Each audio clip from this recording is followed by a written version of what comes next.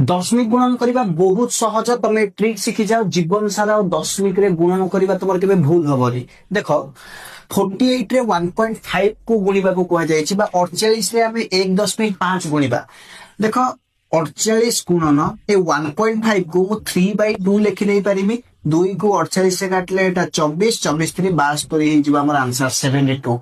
ठीक सेमिति 62 इनटू 2.5 को मु 5/2 लिखि परिबी कि नाही। वर्तमान 2 को 62 रे काटले 31 वर्तमान हे जिवो एटा 155। ठीक अछि सेमती 36 इनटू 3.5 को मु 7/2 लिखि परिबी कि नाही।